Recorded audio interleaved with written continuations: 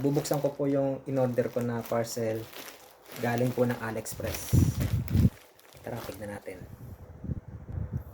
Bali, ano nga pala siya? Mini drone. Napagtripan ko lang. Wala akong nagawa eh. Tara, buksan natin. Excited na ako, guys.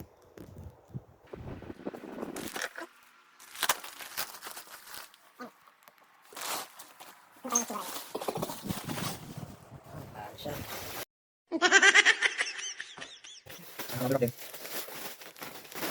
Natin kung man. Doon siya.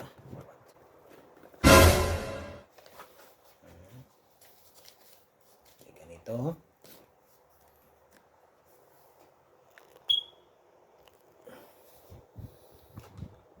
Controller. Okay, controller. Lagayan ng cellphone.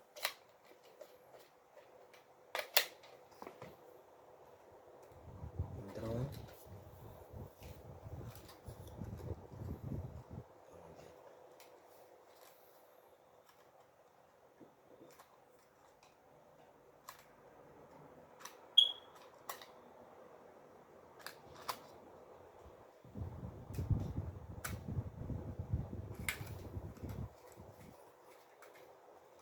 Try natin yung mga paa niya.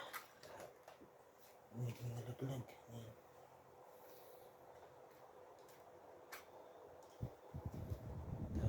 Tapos, saan ba yung battery na ito? Ito. Bali, ito yung battery niya, guys. Nakalagay na. Di-charge din siya ng charger ng mga cellphone. So, bukas, pagkagaling kong trabaho, mamaya, ay hindi pala pwede mamaya, bali bukas, try natin siyang paliparin dun sa open space sa labas. Tignan natin kung worth it ba yung nabili ko na naman siya AliExpress. Sana okay, guys. Kung hindi, eh wala. Gusto ko lang subukan. Ayun ang itsura niya, oh, pagka nakabukas na siya. Yan.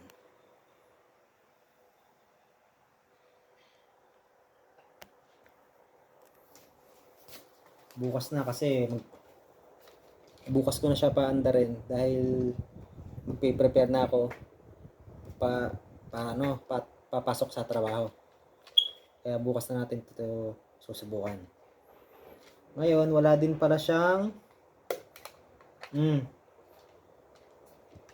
bali itong ano niya, remote niya, ginagamitan ng AAA na battery. Yan, 3. So, bibili natin siya bukas para mapaandar natin kasama tong drone mismo. Yan. Okay.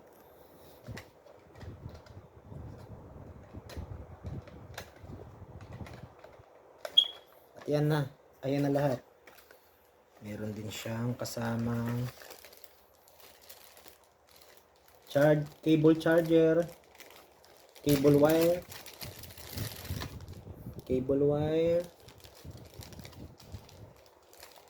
tsaka yung protector ng mga hélice niya.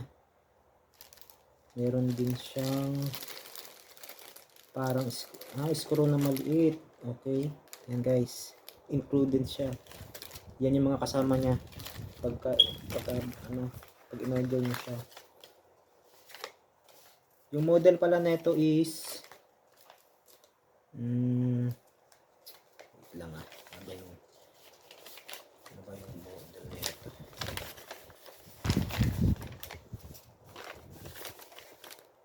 Bale, ito yung i-download pala. Naka-Chinese. Ito, RC FPV.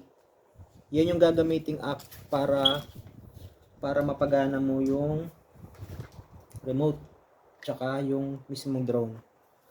Then bukas update po kayo sa panibagong video na gagawin ko.